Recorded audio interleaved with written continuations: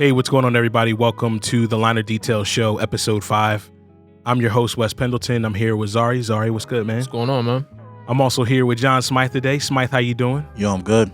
I'm also here today with John McNeil. How you doing, brother? Hello, hello. And off the mic, Joel is all the way in the back corner, totally not hearing anything I'm saying because he's got his AirPods in. This dude is literally does not hear me right now. But Joel is here today too, and Lil Harry, as usual. But yeah, man, appreciate you guys checking in, especially the YouTube family who was here for the premiere Monday night, 9 p.m. Really appreciate you guys coming in. How have you guys been enjoying talking with the folks on the live chat, like during the live discussion? It's pretty dope. Yeah, seeing everybody's opinion on what we say and our topics, it just shows how diverse our listeners really are. Mm-hmm. Indeed. Because they don't always agree with what we're saying. No. Especially last week when we were talking about Cole, there was somebody that was just like, "Come on, guys." You know what? I missed that. I missed that. Yeah, that. you did. Yeah, you had to be in there and defend yourself. We were just trashing you the whole time. Wait, for real? We were trashing you the entire chat. Oh man! And In the chat, not on the show. Yeah, I know. In a good humor way. You know what I'm saying? We weren't being serious. Oh yeah. The thing is, you can't go back and look at the live stream comments. You can. You can. I think It's you can, in yeah. real time. The chat is in real time, so you have to watch the show and then click on the live chat function like on the side, and then you can watch the comments in live time. Oh, I'm about to do Young that YouTube tutorial. right now. What is that? I say young YouTube tutorial. Exactly. And low key, I think you can actually even like live chat while it's going on as well. You might be able to defend yourself. Answer back. No, really? I think so. It might be worth it. Don't do that though. No, I'm gonna do it. Man, here No, arguing with I'm gonna himself. do it. Ain't nobody gonna be in that chat. Exactly. I know we don't have a lot of time now, but what were they saying about J. Cole? Was it about J. Cole and? No, he was just saying, you know how it is. Like, it kind of gave off in the very beginning. It kind of seemed like we were saying like J. Cole is trash or like we don't bang with him like that. And then his response was like, no, J. Cole is one of the greatest. And then so you came behind it, and you were like, I'm not saying he's trash. I'm just saying we were just saying we just like Kendrick that much more. So it's not, yeah. But it was all in good. It was all in good nature, man. Oh, I'm sure. Yeah, it's just rap. Yeah. So hope you guys been enjoying. It's never just rap. I hate you, man. But it's just rap. Yeah. First up, our records that we were digging this week, right? Yeah. So who wants to go first? I want you to go first because I know what your record is. Okay. And we need to talk about this. Okay. So, Well, actually, maybe I should go last because it's going, and that kind of spills over to like some of the later conversation. yeah. So how about let's let John go first. Ooh, yeah, nothing really memorable for me. Just kind of diving back into some things I missed in the last couple of weeks to a month. So, spent some time listening to Igor, Tyler's joint. Listen to Ventura, Anderson's joint, last joint, because I didn't even hear it yet. Yeah, I mean, wasn't like wowing me. I think we all know what Anderson's doing right now. We know he's a dope talent. I still feel like Malibu is his best like work from him, and then No Worries stuff we love as well. But I know what he's doing right now. He's got to make the pop joints. He's got to make the joints that hit, that rock, that expand and broaden his audience. So I respect what he's doing. Still Do you think very he's musical. doing like leftover stuff? Do you think he's like just? Because he seems like the type of artist that would just have a lot of content. Well, that too. I mean, this joint definitely felt like, we just had a lot of records, but I could tell that there was more of a focus of making like those dance records. I mean, I love how he incorporates his band, the Free Nationals, and everything. That's just really dope to me, being a band member. You always wish like an artist would just invest in a band because it Right. always pays off in the long run. Right. But yeah, I mean, they're dope overall, man. I can't knock it. It's great music. Great just to ride to and vibe to, but nothing deep. Nothing like really wowing me like Malibu though, for sure. So that's still. Yeah, you and I have had some really interesting conversations about you love Malibu and I love No Worries. No Worries, yeah. Like No Worries is just was such an untouchable project, but of course that's kind of more in my wheelhouse. For sure, yeah. With knowledge on production, that's just Right. in the breadbasket as per usual. For sure. Listen to And that type I think of stuff. Malibu is more like My Brother and I, 42 North, like Right. that angle. If you do a little mixture of stuff. Definitely. You know what I've always thought, but I've never said, this is completely unrelated. You and Joel 42 North reminds me so much of Christian Rich. Yeah, we were talking about like that aesthetic. We wouldn't necessarily go as far as like those dancey type records, like like the trap hip hop, or you know how it is, the trap techno stuff. Yeah. But we like them. We like their aesthetic. We like their approach to stuff, like just as far as like their artistry, like at face value, visibility. Right. So like, yeah. And then, you know, two black dudes. That's awesome, man. Yeah. Good to see that, you know, two brothers. I'm unfamiliar with them. Yeah, Christian Rich, the first record that comes to mind, I don't know if you ever heard Childish Gambino's EP. I think it's called Kauai. Yeah, Kauai, yep. Kauai. So they're on there? Yeah, they did the song Palisades. Okay. I know that song. Yeah. Yeah, they're dope. It's a pretty dope EP. Yeah. Underrated. Yeah, they got dope. Childish is just he just I was about to say Childish is Gambino. No, but Childish is just extremely underrated just in general, in my opinion. I remember when he first came out with the internet record. What's it called? Because the internet. So and I remember amazing. trying to explain. I was talking to Mario one day, and I was like, "You have to listen to this record." And he was like, "I don't bang with him. He sound, you know, he kind of remind me like he sound like he trying to." I was like, "Bro, you need to listen to that record. Yeah. It's really, really good." And the visual, the movie that went along with it. Yeah, he's definitely one of the better artistic minds, I would think. Is he like the Jamie Foxx of the day? I would definitely put him in there, for sure. It's probably maybe ascended that just as far as like broad reach, in my opinion. Like I think musically. he's like the next step in the evolution of like the complete entertainer. Exactly. The complete entertainer is a great way to say it. The Renaissance man kind of thing. Sorry, not you good. I was gonna say talent wise, I feel like people take Childish Gambino seriously more than they take Jamie Foxx. Because maybe it's just me, for like, I know Jamie Foxx can sing. Right. Jamie Foxx can really sing. And he can act. You know? And he can act, but it's just something about him that like it just always feels like a joke. Because he's funny, but to me, Childish Gambino is hilarious as a stand-up comedian. He's hilarious, you know, in the stuff that he writes for Atlanta and everything. But like when it comes time for him to make music, or, you know, I just feel like he's taken more seriously. Different spectrums of art, though. It's like more conceptual art is definitely the wheelhouse of Childish, while Jamie's is more, you know, standard entertainment. I think Jamie is just a child of his time, and Donald's a child of his time. You know what I'm saying? So if you do anything, if you are going to be a complete entertainer right now in modern times, you have to be a bit more witty. You have to be a lot smarter. So anything that you're bringing to the table is just going to have that aura of this dude is smart. Yeah. So definitely music, stand-up, his television shows, his movies, his music videos, which are basically movies. I still haven't seen the joint with Rihanna yet either. Yeah, I didn't see it yet either. I heard it was fire. It's not bad. You saw that joint, right? Yeah, it's pretty dope. It's pretty dope. So Smythe, do you like Childish Gambino creatively more than Kanye West? No. Musically, creatively, no. But I don't think he was saying musically. I think he was saying in general. In general, yeah. I wouldn't go that far yet. Oh. I wouldn't go that far yet. Yeah, no. I mean, I don't know how to judge that, except like every time I see Childish Gambino, like he does something that's kind of like, meh, okay. I'm not always feeling it. There's times where I am, but I'm not always feeling it. So just give him more time, right? Even make that real judgment, right?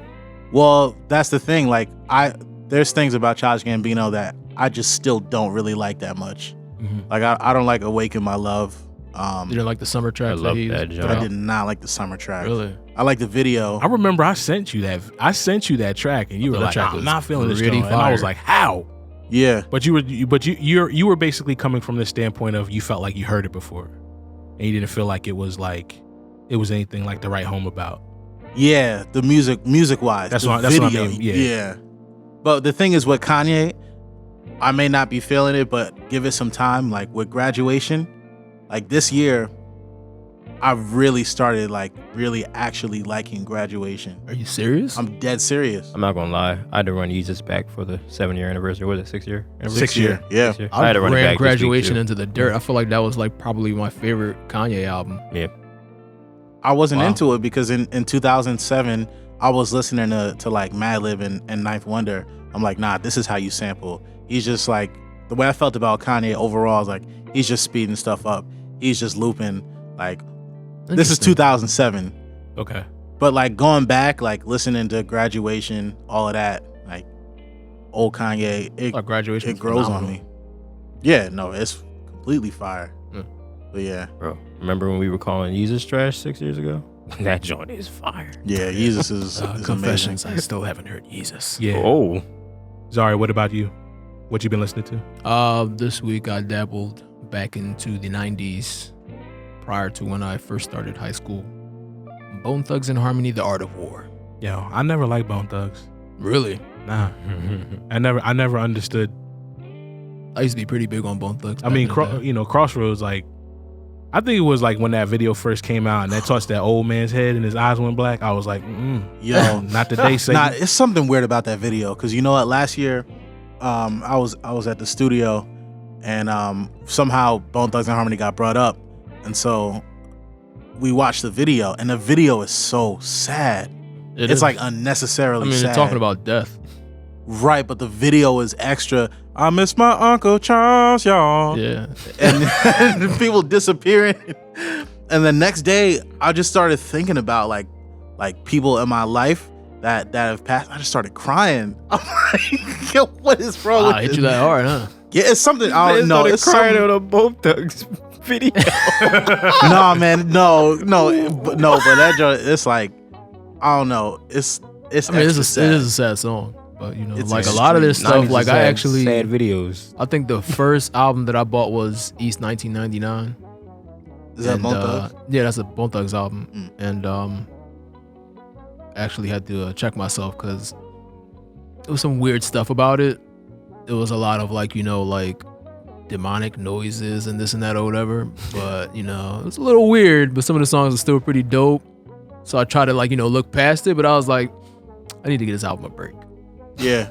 So then The Art of War came out, and you know, like it wasn't really on that same, like, you know, tear as like, you know, as far as like Crossroads and the whole demonic stuff or whatever. But it was still a pretty dope, like, you know, double CD album because it was a double CD. A lot of Bone Thugs. It That's too much. is a lot of Bone Thugs, but it was crazy because like even I'll say like out of both of the CDs, I probably like 90% of the songs on each one. Mm. You know what the last double CD I listened to was? What? Disciple Streets. Disciple Streets. Sheesh. Wow. Yeah, you went all the way back with that one. Did you even say this joints you listen to?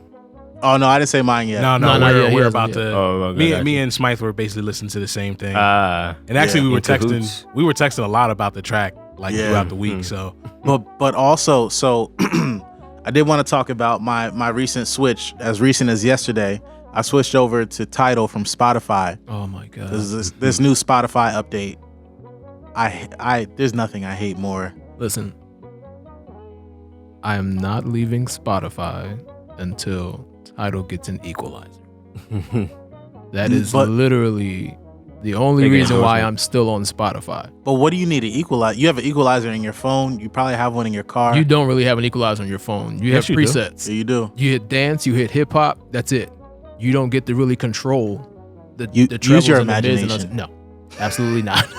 but so the cool thing about switching to Tidal, unfortunately, I made the mistake of not getting the hi-fi membership because I really want to hear what the masters sounded like. So with hi-fi, you can hear super high quality MP3s or the other option of listening to the actual masters, as opposed How to much like is a hi-fi? it's maybe like $10 more.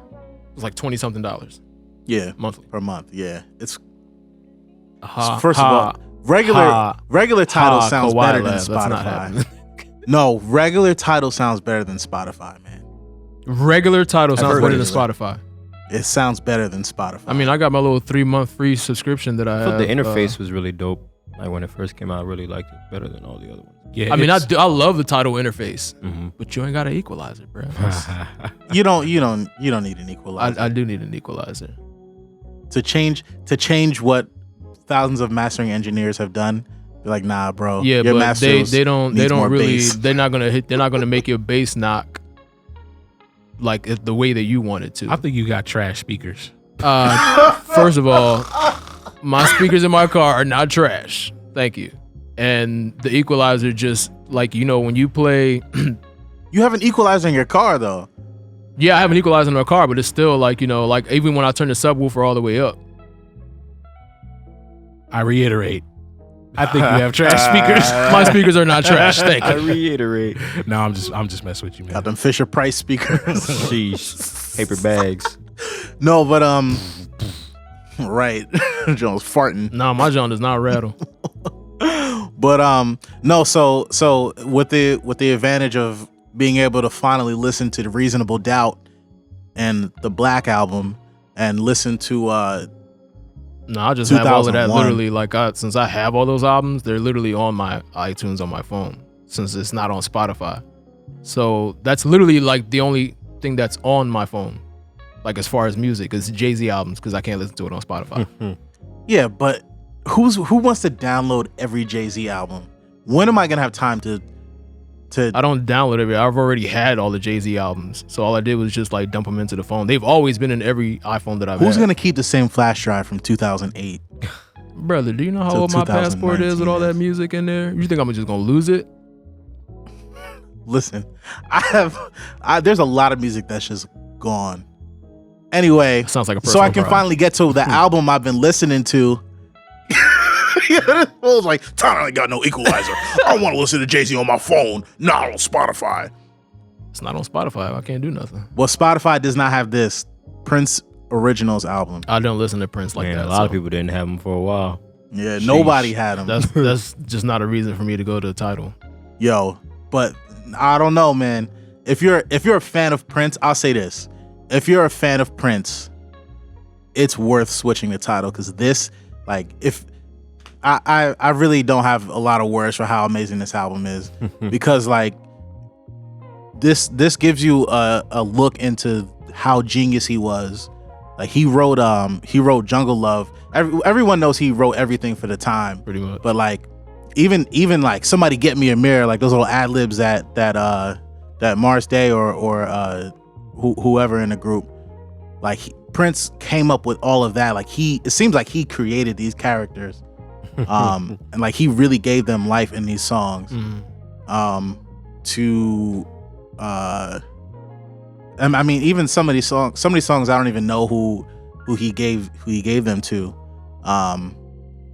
But yeah, there's just a lot of like amazing stuff that's new wave, pop, a bunch of different genres that Prince got into. It's worth, if you like Prince, it was I like worth Prince, switching the but title. That's just You know what I matter. think that hi-fi is for? I think it's intended for because like when I think about the fact that Jay-Z is the one that's involved in Tidal, I think about what does Jay-Z's sound system sound like in his house? Mhm. What sound system is he using? He's definitely not buying anything from Radio Shack to play music in his house. Right. Him and Beyonce, for that matter. You know what I'm saying? I mean, they're just not going to go there. That's what I'm saying. still Like, needs is an that equalizer. necessary for like It everyday? is. No, I'm talking about for everyday users, just like either on their AirPods or for people like us, I think it is because No, I'm I saying think, I'm talking about for everyday people who yeah, don't. but that's they're why not they have really a. I involved mean, in that's why they music have a like regular that. option though. Right. You know what I'm saying? So, but I think that the lossless function. I mean, you can really tell the difference if you throw like the regular one on next to. Yeah, I mean, it's like I've had the night and demo. day. I've had the demo for both. Yeah, but you throw that lossless on a digital piece of content on a lossless file through like a Macintosh amp and some Bowers and Wilkins speakers. That thing is sounding right, and even like you can even tell because I used to work in this. I'm about to say he took us to Best Buy real quick. Yeah, straight up.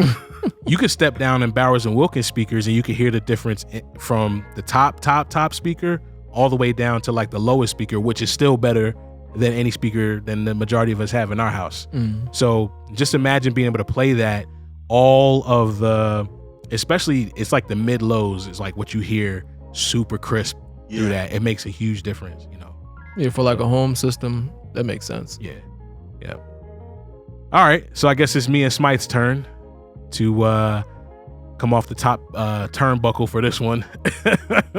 But I guess I'll let Smythe introduce the track the tracks that we've been.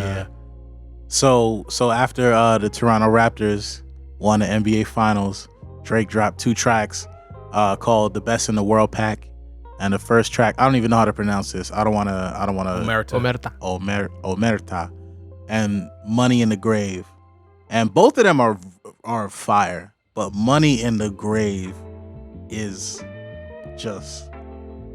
It's hard for me to pick between both though, because like I can't really say like, oh, I like this one better than the other, because like "Money in the Grave" just has like that Cali bounce to it, but then Omerta is just like so much boss talk and just like, you know, and then the subs that are. You know why I like "Money in the Grave"? So you know Drake is not a gangster, right? I know the first song is called Omerta, but he's not.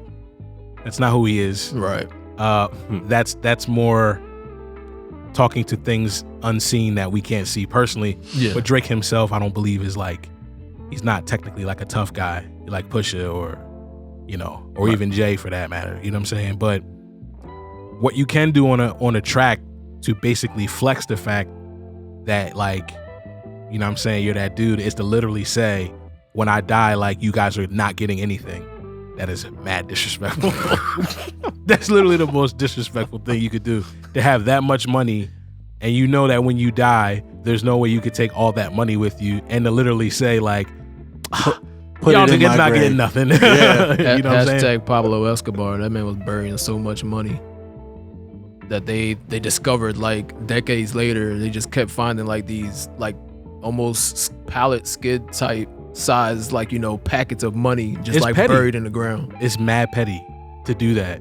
Like, what are you going to do with it? You are gone. Does strike me But I as think an he was just expert. making too much money to put it anywhere. He didn't have anywhere to put it anymore. Yeah. But Yeah. Drake's Drake's not in that. It's a little different. Yeah, he's not. As a matter of fact, we're actually going to talk about that. It's very on little bit brand for later. him though. He's always been with the whole affiliation thing. It's like my toughness is in my affiliation, not in. I think his toughness is in his wallet. Yeah. Not- I mean, not- yeah, not quite that's yet. part of it. Not quite yet, but What do you mean? I mean, to the average person, yeah, but No, but that's what I'm saying. Like, he always has flexed the money in the affiliation, and the affiliation is due to money. And the fact that he put, you know, a place on the map that's kind of like not been known for much in this rap game anyway. You know what I mean? Right. So it's just like, yeah, he flexes the right things, which I think plays into why some people can believe him. Well, I think in a certain sense. what makes him untouchable is that too many people in, you know, the top tier are making too much money off of him. Right. He's like their cash cow. So it's like Sure. you're not gonna, you know, put a blemish on this guy. yeah. Although And also, he's got one blemish, but my man's could just flat out rhyme. Like, he had bars. He had Yes. bars for days. This is actually This is something we should clarify. It's like, yeah, we have gotten caught up in the swooner, singy Drake for a long time, but people forgot he came in the game as a backpack rapper. Straight Like, up. Yeah, like with bars, He can like- he can rhyme, man. He can rhyme. Yeah, He can do that. I kind of still struggle with that, but Yo, when I was listening to Omerta, didn't it seem like they pieced two different songs together? And y'all hear that? There's like a little smidge where you could tell like the engineer probably didn't slide the instrumental all the way right where it flexes, and you can hear like a mild break in it. interesting. And I was like, because at that point, it's around like 2 minutes and 35 seconds or something like that. So it's kind of like a song already right there. But I was wondering if maybe they added that. Maybe he recorded two different verses on the same track Exactly. and just put it together. Yeah. Possible. Yeah. I love the fact that there's no hook. I love that I it's kind just of like tracks that don't have a hook at time, like especially like when if- you can rhyme that well. Right. So if the verse is like really that good to the point where it doesn't need a chorus, like chorus is usually like a help for, you know, that's what usually captivates people. I've run out of ideas. Here's a chorus. Yeah. Yep. Yeah. So like, you know, when you're able to, you know, bar somebody to death throughout the entire track without putting the chorus on there. I think that speaks within itself for the artist. Cypher feel. Didn't he sounded like his register was like a little lower on these tracks too, especially the Omerta track. Like he was usually Drake kind of like he's pitchy, like in his cadence he tends to have like a higher pitch. Yeah, he was kind of down in like regular range on this joint, and I was wondering if that was on purpose. probably. It was like a warning that smack fire out you tone in the voice. Yeah. Did y'all think he was dissing Pusha in this record? I mean, Man, Well, the so subs were there. what I got from the first would track, be Drake. Omerta, man, I'm killing that pronunciation. Yeah, I see you. Omerta. Capico. Like, you know, there's I would be paraphrasing, but he always talks about how, like, you know, last year, you know, you guys thought I lost a step, or last year you guys felt like this, and I felt like there was just not dissing Pusha T, but there was like that forever chip that he's gonna have on his shoulder. I mean, I kind of feel like he listens to critics just a little too much, because, like, you know, I hear people say a bunch of different things, like, oh, Drake doesn't have a classic album, or Drake can't do this, or, you know, he's not that, or whatever. But Somebody said he doesn't have a Wow, I classic think album. he has multiple classic albums. I've never heard that. I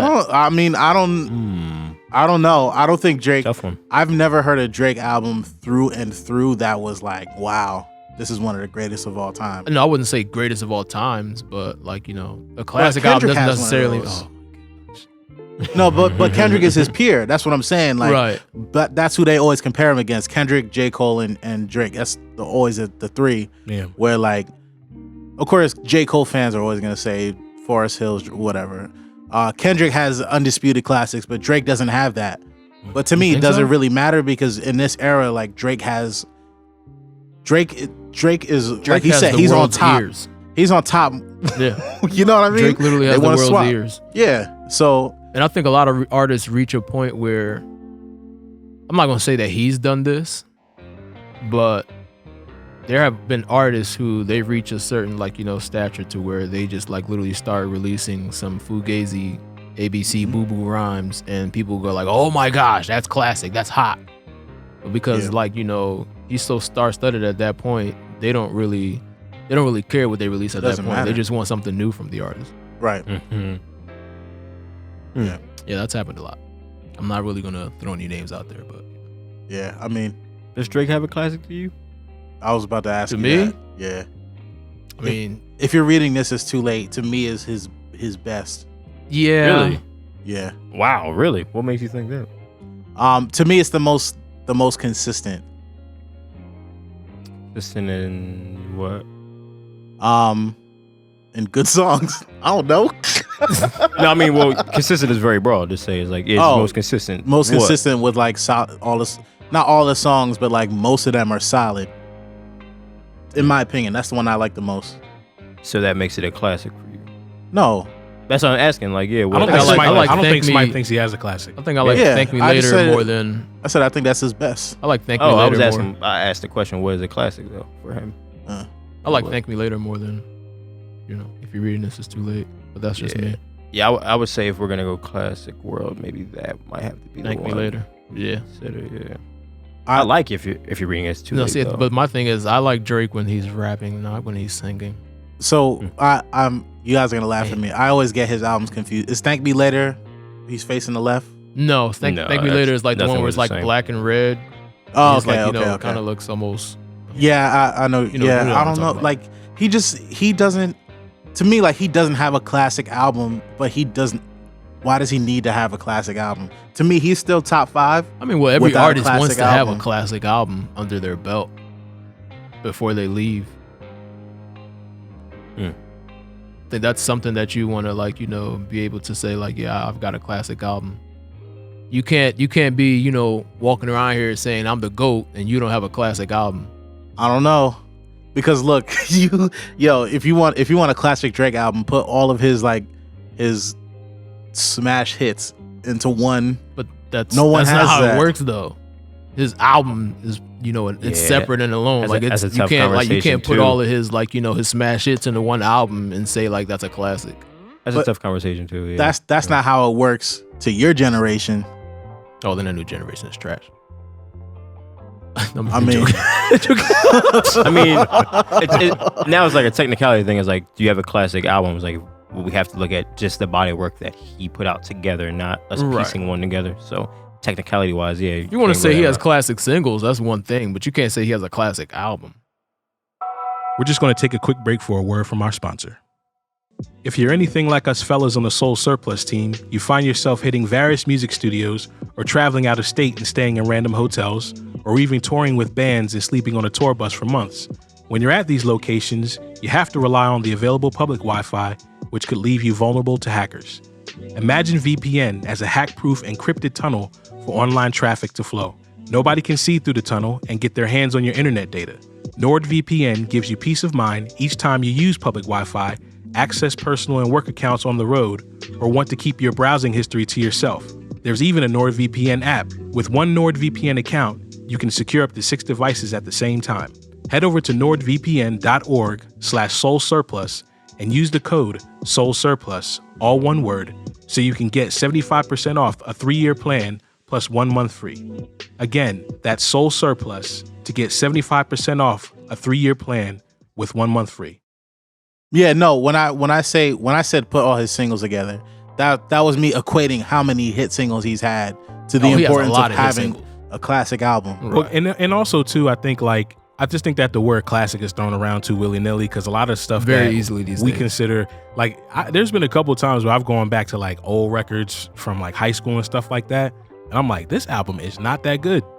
That I kind of thought might have been a classic, but I was riding high off of the singles as a kid. You see what I'm saying? Surely an umbrella we could dissect. So one part of classic is just, how old is it?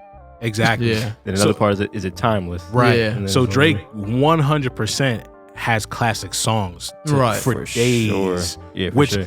a lot of people aren't able to accomplish. So in and of that, like, he is the GOAT when it comes to being able to make, in essence, like timeless music. You know what I'm saying? I mean, you can throw on You the Best right now, and that thing still goes hard today. You know what I'm saying? Everything. Yeah. I remember when that came out, bruh, that joint was on every Philly radio station incessantly. But anyway, that's me and Smythe's record for the week. We can leave this section and go on to the next section. So Smythe had some news about a producer that is kind of dear to him that passed away this week. Yeah, so I believe it happened yesterday, which would be Thursday. So a French producer, again, I hope I'm pronouncing this the right way. His name is Philippe Zidar. He passed away. He had an accidental death. He fell. But he was a huge influence to me. He produced Wolfgang Amadeus Phoenix and some other stuff for Phoenix, but that's probably, at least that's the way I got introduced to him. Right. And, you know, I got to see his process on Mix with the Masters. If you guys don't know, Mix with the Masters is a website where they show you videos on how people mix songs and the process and how they do things. And getting to see his process behind mixing that album was inspiring, to say the least.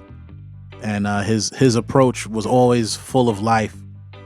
He always had fun with everything, and he always wanted to make everything. Although this is a term that we use in rap music, he always made whatever song he was on, he always made it slap. Which, you know, that was you know, of course he that's not a word that you would have heard for that genre. Right. Slap at the bass. Slap. But yeah, he's a huge influence, and he had an even bigger influence on the electronic scene. So you know, it's unfortunate, but I've actually been listening to the Wolfgang Amadeus Phoenix album today and just kind of remembering and, you know, paying tribute. Yeah, that sucks, man. Just like, because I read up on like the way he passed away too. Yeah. Like accidental deaths, man, are just like, man, definitely woke up that morning totally not seeing anything like that coming, man. And it's just a shame. Here today, going tomorrow. Life is What a vapor, man. Yeah. Wow. Yeah. It's really a shame. Well, definitely praying for his family and his loved ones. Definitely praying for everybody in that community. Indeed. You know, because obviously when you're the cultural impact of that too is just like, it's kind of the same thing like when Prince died. It's not just the fact that we all love Prince, but there's just certain things that he brings to the table that nobody else embodies. And that's really what sucks about when people pass away. The legacy is not just about the name, but it's really about all the talent that they brought to the table that other people just flat out can't do. Right. You know what I mean? And yeah, that just really sucks. But yeah, man. On to a kind of lighter note, I guess we could segue into the main discussion for the day. Because John, you didn't have any. That was pretty much it. So we kind of went back and forth this week on, you know, what was going to be like the main discussion this week. And interesting that we've been talking about Drake for like the last 15 minutes or so. But we want to segue right into coming off of the news of that single pack that came out. Lo and behold, the copyright and rights holder for the new pack was not in fact Young Money, but it was Drake's Frozen Moments imprint, which he's had since the beginning, which he used for like trademark stuff for like clothes and stuff like that. So that OVO stuff. Exactly. So that's been around for a long time, but there have been reports, I guess, going back to last year that Drake finally fulfilled his obligation with Cash Money with Scorpion, if I'm not mistaken. Yeah. So some accounts say that it was an 8-album deal. Most accounts say it was like an 8-album deal. So Scorpion basically would have been the album that finished that deal out. He even alluded to it on that record that basically like this was the last thing that he was giving to them. And you know, you kind of start.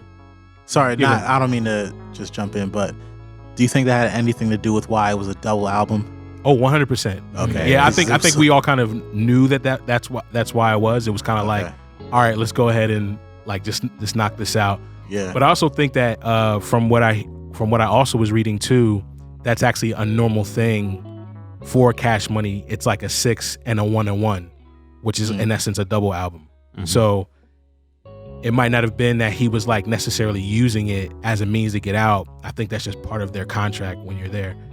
So you start to do some digging and you start realizing like, you know, you when he signed to Young Money, which is a subsidiary of Cash Money, and Cash Money is a subsidiary of Universal, I believe, if I'm not mistaken. Right now, when you think about that, it's just like, why would Drake sign to a label under a label under a label? Back when he first signed, we all totally was just like, yeah, this makes sense because he's on Young Money, because at that time, Young Money was just like, they were just killing everything. Yeah, they were taking off. So yeah, it was Wayne, it was Nicki, it was Drake. Who else was there? Was somebody else on there too. Yeah, that's the funny thing. After that, like, who else was on that? Yeah. But there was one. Wasn't there like one other guys person? on there? No, it's like 3 or 4 other guys on there. They had Jay Mills on there. Oh, that's right. Yeah, they had Gutta Gutta on Jay there. Mills. I haven't heard that name in a little while. Jay Mills, Gutta Gutta, and that was another rapper that came back trying to battle rap as well. Yeah, I was gonna say, wasn't Jay Mills a battle rapper too? I mean, he was back then. Yeah. Yeah. But he was another one that tried to come back and it just did not work out. Yeah, that's another topic. Now, you know, Tiger was on Young Money. Tiger was definitely on Young Money. Okay. Yeah. Now the issues with Baby and contracts with Cash Money, I think we all kind of know about all that stuff. Yeah, that's pretty public. Yeah, and if the general public didn't know, Rick Ross definitely made sure that was known a couple years ago. Also very public. Back on when idols become rivals, and but the funny thing was, Ross had kind of been trying to give him a chance to make it right for a couple years leading up to that. Yeah, and I think he was trying to prod him to be like, yo man, just, you know, do what you know is right. You know what I'm saying? Yeah, he's always bigging up Birdman. He's been doing that throughout his career. Right, but what I'm saying is, like, even 2 years before Idols Become Rivals came on, he kind of started dropping some sprinkles. Yeah. You know, I think he was on like the Breakfast Club interview, and he was basically kind of saying like, you know, come on, Birdman, like let's do right by these guys. These guys have literally paid for your whole entire existence in essence, off of publishing deals and stuff like that. So I'm still not really sure what's up with Wayne's contract. I have no idea. And the interesting thing with Drake is he seemed to be very quiet about this throughout the whole time. I don't think he said anything. No. Nothing, yeah. The only thing that he even remotely came close to saying anything about was the fact that he was dropping that album and then he was out of his deal. I don't think he's out of his deal though. No, he is. That's not what Birdman and Slim are saying. Yeah. Well, when I go, this article, or there's a couple articles that came out this week that said that the rights owner for this particular single is not Cash Money at all. Oh, I know that, but I mean, like, they said a spokesman from Cash Money told Forbes that they're forever in business, that he's not like, just like out. Yeah. I don't know. I don't know what that means. Sounds a little sketchy. Yeah. And this is kind of like why we wanted to talk about this, because as producers, you have the desire. It's almost like when you first start producing, your goal is to like land a big record. Mm-hmm. It's not until you really start like really getting into it that you start realizing that it's really not just about landing that big record, but it's about continuing to land records. And so you get introduced to the world of publishing. And this right here is just a mess when it comes to publishing, and why this new generation should maybe reconsider before hopping into bed with either labels or other producers, small imprints and stuff like that. Like there's even, you'll see like creative agencies will have like publishing deals and stuff like that now, and it's just a weird time right now. One song deals. Huh? Man, listen, all them bangers that Manny Fresh came out with, and he wasn't getting paid. Yeah. Like that's pretty serious. The one thing that was interesting too that I kind of want to tie into this discussion was, we talked about Jay becoming the first billionaire rapper. Right after that, Forbes put out a top 5 list of like the top 5 richest rappers. Coming in at number 5 at the end was Drake. Interesting. And his net worth was, now I'm going to say only, I don't want people to be like, only 150 million. I mean, I wish I had 150 million, but I'm just saying in context of who he is and the magnitude of. That's literally what's the mind blowing part about it, is that how is Drake only worth 150 million? Yes. Yeah. So who's ahead of him by Kanye? And Kanye's ahead of him by like 70 million. Kanye's at like 225. So what is it, like Jay, Dre? No, it's Jay, Puff, Dre, then Kanye, and then Drake. So I really feel like with Drake's stature, he should probably be at like number 3 by now. You would think. That's what you would think. Number 1 streamed artist in the world. Exactly. Because also you guys understand, like, if Forbes is saying that this is what their net worth is, this is what their net worth is on paper. Yeah. This is what they are reporting to the IRS. But kind of makes sense if you think about it. I mean, really? We just talked about streams. Well, yeah, we were talking about streams and how you don't really make that much money. Not the game right now. But Last week's conversation, also, he's still paying one label to another label to another label. Right. But now, like, after fulfilling his contract obligation, he should start seeing more money. Yeah, for sure. John, you were saying? Well, no, I mean, like I said, it tied into what we were talking about before, last episode or a couple of episodes ago. Just with streaming numbers is like, trash. That ain't the way you're making it now. But if you look at those guys who are ahead of him, we can honestly say the money isn't from streams, like in records. It's really not. It's touring and doing shows. Not even that. It's just like other business endeavors. So Drake hasn't even really gotten to those kind of business endeavors that those guys are in. I mean, he's definitely in a lot. Like, let's not get it twisted. But like to the extent of like a Jay or a Dre or a Diddy, these guys have just been around for a while. Right. Moving all kind of different deals. Right. So and they have like, time. They have time. They have time. Yeah. Now, let me ask you guys this. Now, the obvious question would be, do you think he's going to make more money now that he's come from up under, seemingly? Well, he's only under Republic Records now, right? Which is under Frozen Universal. Moments is his. No, okay. So here's the thing. It's still a subsidiary. Here's how it was: Young Money, Cash Money, Republic, Universal. That's the old order. Now it's Frozen Moments, Republic, Universal. Now, when you're an artist that big, what about OVO?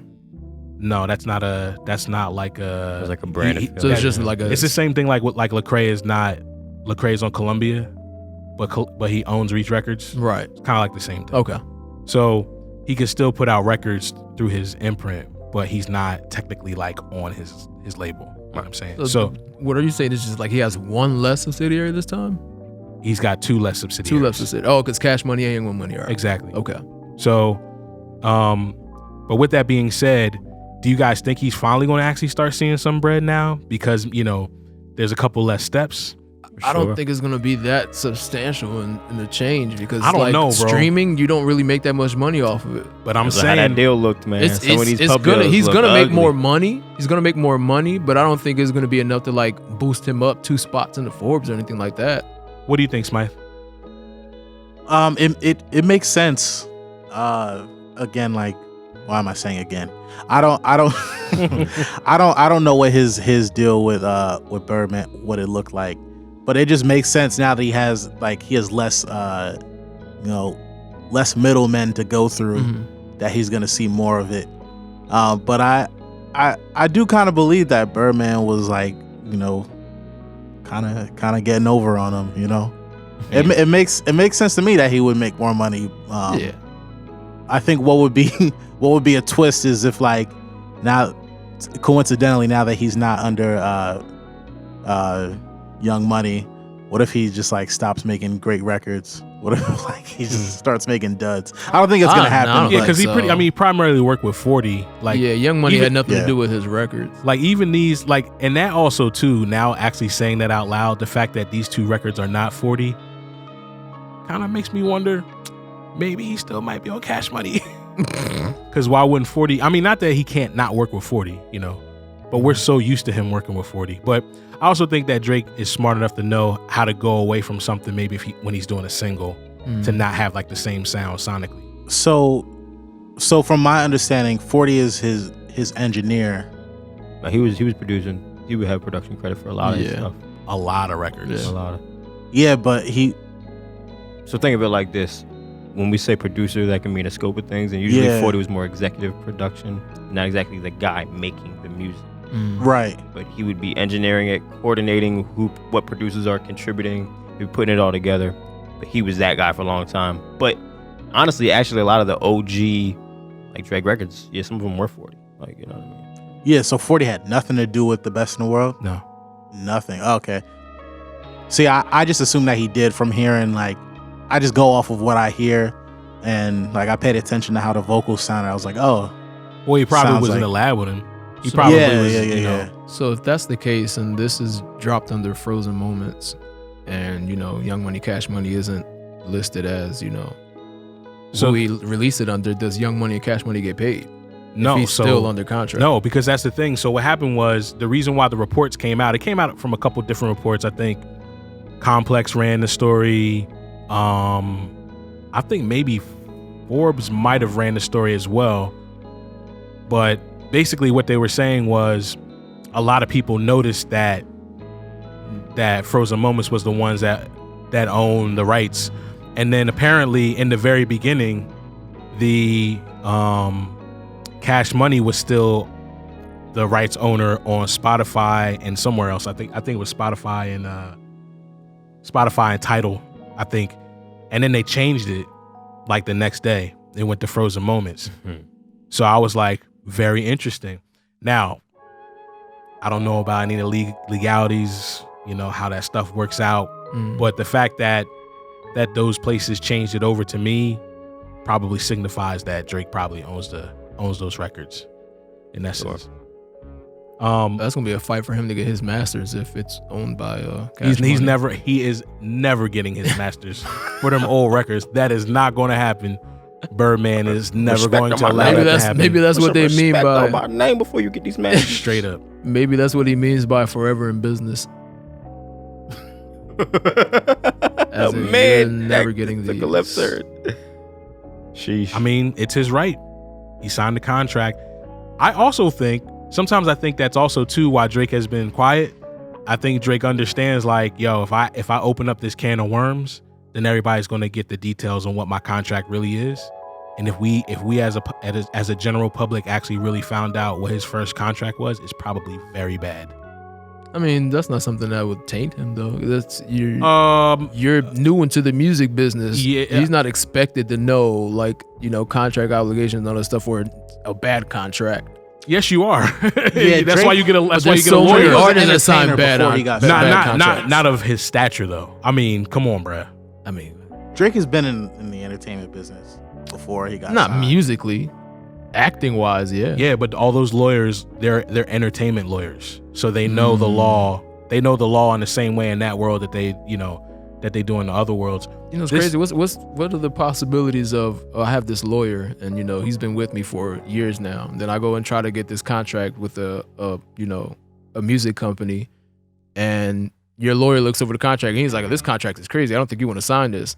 But then the person who actually created that contract slides into your lawyer's DMs like, "Listen, I'll pack you this if you can get him to sign this contract." You think that's something that's possible? The only thing is, I love Drake. Like I really, really thoroughly enjoy Drake as a rapper. Surprisingly, because y'all know that's not really like my wheelhouse. But I do love Drake's music. But the thing about Drake that's always been odd to me is I feel like he's always chasing, in essence, what's the spotlight. And so signing with Young Money at that moment would be the smartest thing to do to capture that spotlight, because they were Didn't you get other offers they were too? they were the label. You know what I'm You got saying? other offers too, though.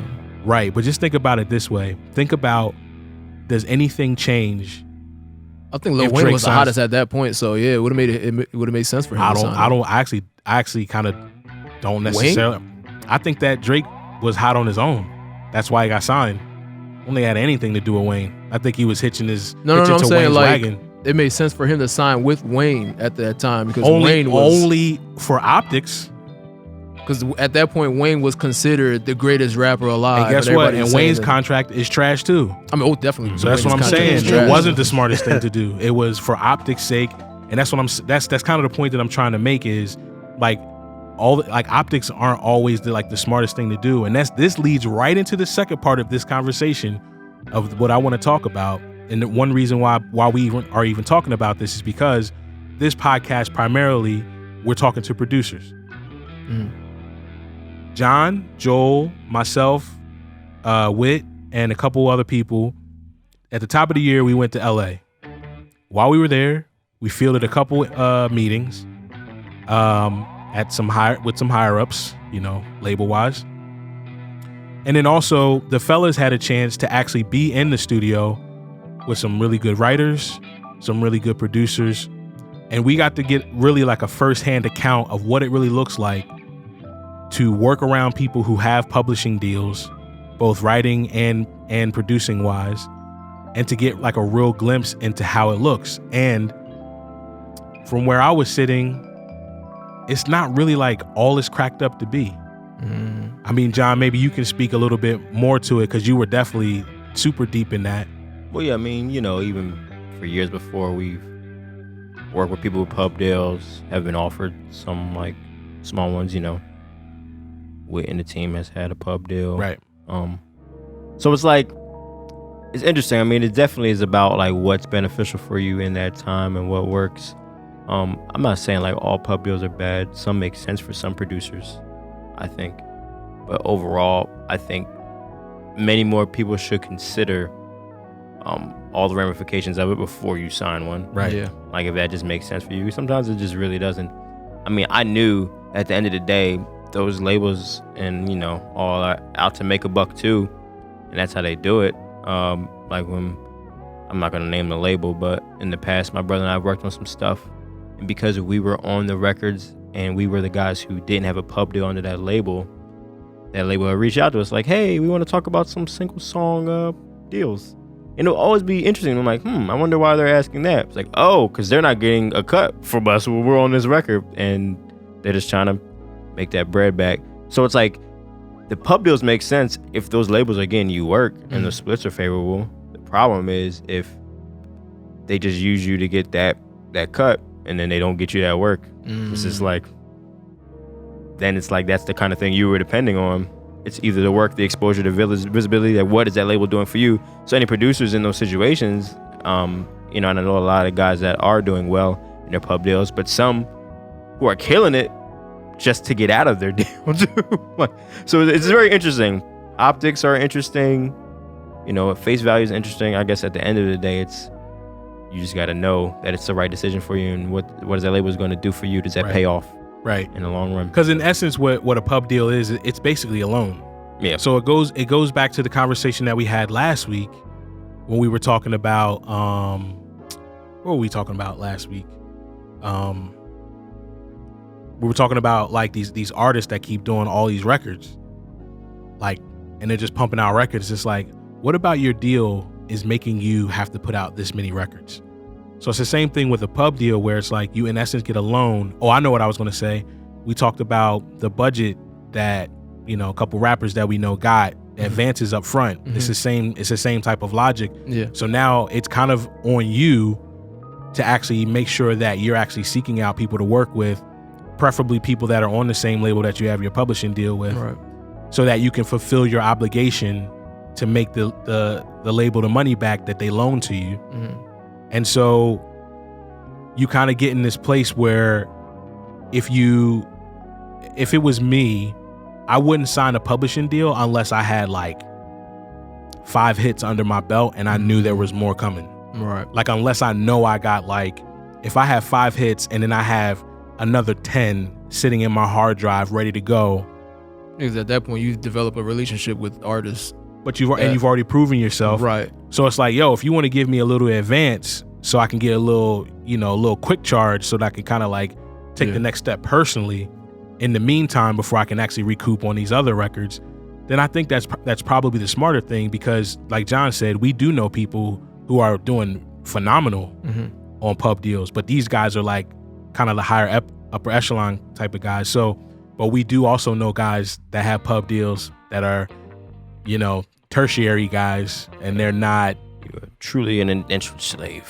That's really what it is. That's really what it is. Because at that point, you can't even do a record outside of the label. You can't work with artists outside of the label. So how do you get those 5 hits under your belt before you can get that publishing deal? You stay independent until you get those credentials? If your network is strong enough, possibly should explore that. But some guys they need the pub deal as a stepping stone. Makes sense for a lot of reasons. I mean, I've been in instances where, a homie had a pub deal and he's able to call a session together with all of us and book the studio time and bill that joint to the label, which is like, that's kind of love at the end of the day. But I mean, now we're living in a space where it's like, you don't need a studio to rock out. I mean, it's like, it makes a lot of sense for, I guess more so from like an artist standpoint to go independent. And because you can literally promote yourself so freely over the internet now. Yeah. Back then, they didn't have that option. I mean, there's a stronger team on a label, of course. It's just going to be a whole lot of groundwork that you have to, cover as an independent artist to try to put yourself out The there. internet has changed a lot for sure. Yeah. Like, you can definitely drop something, and now the labels look to just see what's on fire already, and they'll throw gasoline they'll on give it. you a little one quick deal. Yeah. Ain't no such thing as no one quick deal in the record industry at all. They are literally trying. It's in essence sometimes seemingly like a predatory loan. That's what it comes off as a lot of times. You know what I'm saying? It's like, we gonna give you this money. However, my pal, the interest on this John is literally. I wonder what kind of deal like a Lil Nas X has, because like that one song went viral, but it's like do you have more under your belt that you can actually do the same thing with? Now, I have seen that he just released like 2 songs recently that are doing very well on YouTube already. And they actually don't sound bad. I actually like these songs better than his Old Town Road song. Right. Well, the thing is, there's going to be certain guys that you just know, and this kind of goes back to the Drake thing. It's like, out of all the people from that era, you would have thought that Drake would have been one of the guys to position himself to actually make his money back. Because of how talented he is as a writer, because of how talented he is as a beat picker, you know what I'm saying, or whatever, he has a great producer, you know what I'm saying, and he makes his money, but a lot of, obviously Drake is making his money off of merch and stuff like that, which in my opinion is a lot of reason why he's not like higher than Kanye. Kanye's making so much money off outside of music, and so is Jay, and so is Puff, and so is Dr. Dre, which is why they're on the list ahead of him. But do you guys think that right now is a good time? Because I don't knock producers for signing the pub deals. I understand. Like, if somebody throwing 100 racks at me, I might take that, John. Because when 100 racks, you got to use to actually promote, put yourself studio time and get all of this stuff together. That's not something that you could just be like, oh, I got 100 racks. Let me go get a house. Let me go do this. Let me get a car. I understand that. However, literally nobody just gets $100,000 handed to them. So, like, but you could buy 50 pairs of Yeezys with that. Just 50? It's like $2,000 a pop. No, what? For me, yeah. They're like $300 for the sneaker. Yeah, not in resale. Well, resale, no, but like if not you the glow get in your the dark hands on it. 750s.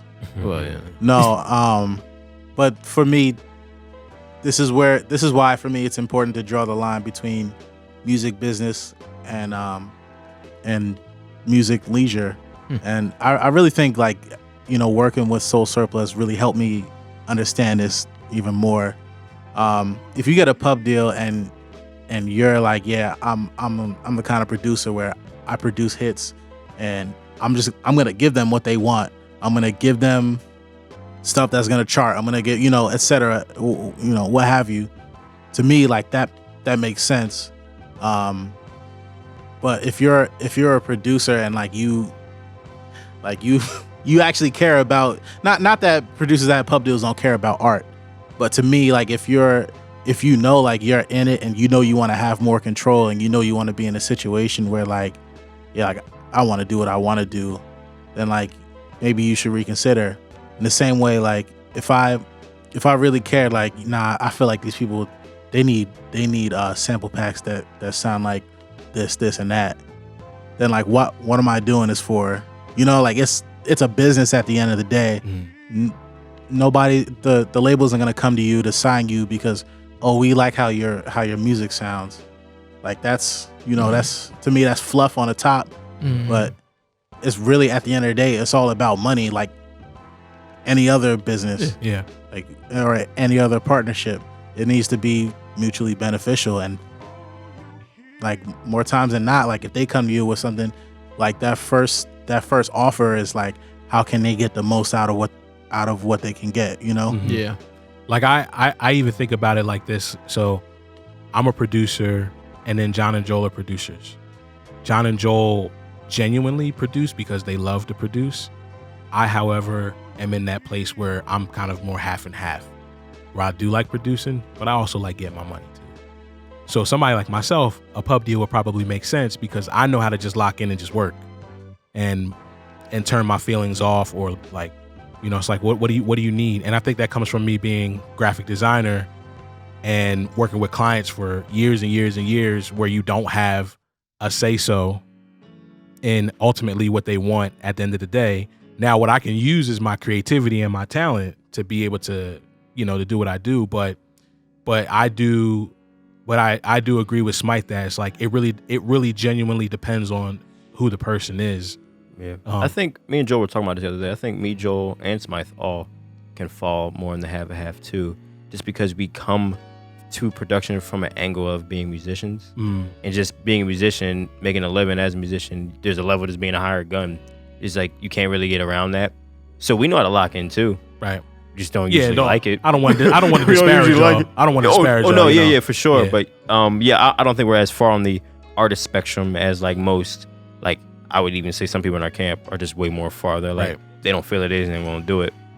Us, we know how to lock in and be like, yeah, I don't really like this, but it's what it is. It's a service to this person. Yeah. But we do draw those lines as well. Yo, I kind of don't like it. I'm not gonna play it. Right.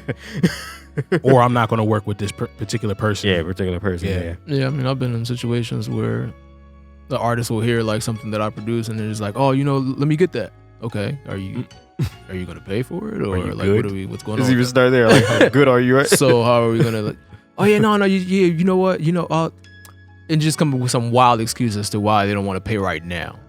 So I mean, I don't work for free. I know I love producing and just making stuff, but at the same time, I'm not just gonna be out here, handing out beats to artists for free for no reason. Well, in a pub deal, that's kind of what you do, though. Well, a pub deal, yeah, that makes sense. But as far as somebody who's not on a pub deal, you're just making beats in your house. Yeah.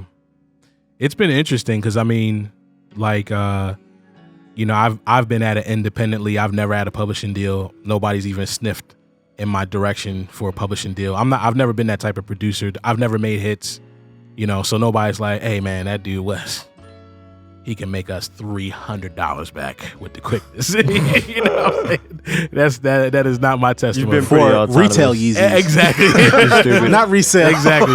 No, I think you've been very, not strict, but very definite with your lines and your boundaries. Like, yo, Yeah. I'm my own brand. I'm Wes Pendleton. You come to me for this Exactly. thing. Yep. And it's just been consistent all the way through. Yeah, because Wit has almost in a roundabout way, he's almost like yelled at me a couple times. He's like, yo, when you do stuff that's like commercially viable, you are very good at it. Yeah. Why don't you do more? Right. And I'm just like, I don't want to do that, you know. But, you know, it's an interesting place. Do you guys think that it still makes sense to sign with labels or sign publishing deals in 2019? Depending on the contract. Depends on what If it the is. contract makes sense. But if it's a contract to where you're stuck in a Kanye situation where it's like he's basically a slave for the rest of his life for his deal, no, that doesn't make sense. Because I look at when you were just talking about slaves. Lil Nas X, right? Like I look at him and it's like that right there is why you sign with the label. You go viral by yourself, and then the label just takes it and throws mad gasoline at it, That's what mad we do. gasoline, and then and it hits it with a flamethrower. I think that's more the model for right now, our day and age. Like, Yeah. yo, kill it on your own first. Going But viral. But what Yeah. I'm saying is, but it's still technically, it's actually not. Because see, back in this is the thing that people kind of do this thing, and you're right, you are right. However, back in the day, the way you sign artists, it was the same way. You were just viral only in your certain little pocket. Yeah. Right. That's why you had A&Rs. So Yeah. when A&Rs would go to Queens, and they would see a Nas on the would stage scout. and be like, "Yo, Yeah. gotta sign that dude," because he literally had 1,000 people in the crowd rocking. Right. Then Columbia gets him, and then they just push it just that much further. That's really what a label is supposed to do. So that's why I was saying with the Lil Nas X thing, it's like, in my opinion, somebody going viral in today is more global and much bigger. It's not really territorial like it used to be. Yeah. And that right there is like why it makes sense. So you can see So it's his just the first- same formula in a different scale. his first video, he's got like all these stars in the video. First of all, he's got Billy Ray Cyrus on the track, That's which is a wild. very big deal. That's wild. Yeah. Especially in the world of publishing. You know what I'm saying? Because Billy Ray definitely got publishing checks till he dies Facts. from the work he's put in. Facts. But like you figure like this kid now, just from working with Billy Ray, like he's literally taking care for the rest of his life just off of one song. So I think they said he made something like 800,000 like the first week. So you can still make money today. You can. You just have to sell a lot or stream a lot. But the fact that he did, I mean, think about it like this. You make a record, you don't make any money off of it. You do a remix, and then you make almost $1 million off of it in a week. It's possible to still make the money. Yeah. You know, and then obviously, you know, we see that he does have a gift and a talent because, like Zari was saying, he comes with the next record. So, in my opinion, this is where labels still do it right. Labels are still important because that distro is so important. They could throw more money at the creative. Who's he signed with? I think he's with Columbia. I'm pretty sure. One of the songs that he recently just came out with features Cardi. But she's Atlantic, right? Yeah, but who's Columbia under? Is Columbia Universal? I'm not sure. I'm not sure. I don't Savon, know. That is. I'm just funny. annoyed. This is another like sidebar. I remember there was a time where Cardi B was super popular, and there was a time where it felt like every remix or every time somebody came out with a new song, like it would be featuring Cardi B, and it's just like you know why they're doing it. Oh, but of it's course. so annoying. But every artist does that though. It's like Yeah, Cardi B Lil is Nas like X and the Cardi is like, Cardi B has like, you know, the crowd's ears at the moment. So it's like it makes sense. It makes sense for you to get her on a feature. yeah. I mean, just coming from like the fan or the From the you know, musician standpoint. not musician, but just being like a fan of music and wanting to hear something different, you know. I mean, that's how labels. I only listen to one Nasir Jones. That's cool. Yeah. Oh my gosh. Yeah. I had to do it since Mike didn't do it. Yeah. Streets, Disciple. Yeah. Super interesting topic though, guys. Like it really, because I mean, shout out to the guys that do like BeatStars and stuff like that, and you know those guys are really making a lot of money. But Get your money, man. yeah, I'm not mad at them, but you know there is still room for producers to really make money via publishing deals or distro deals, however you want to call it. But yeah, I definitely think like this episode definitely calls you to really do your homework. Before you even sign a piece of paper, please get a lawyer and a reputable one to look at it. Even if you gotta kind of like low key lose a couple dollars for it. The fact that you actually got received an offer means that you could probably field another offer. So pay for the lawyer. Yeah. Maximize internet too. Take a stab at maximizing your own brand yourself first. Yeah. Don't pay them for anything you can just do yourself. Facts. And one being internet visibility right now. Right. Indeed. But for contracts, definitely get a lawyer. Like Facts.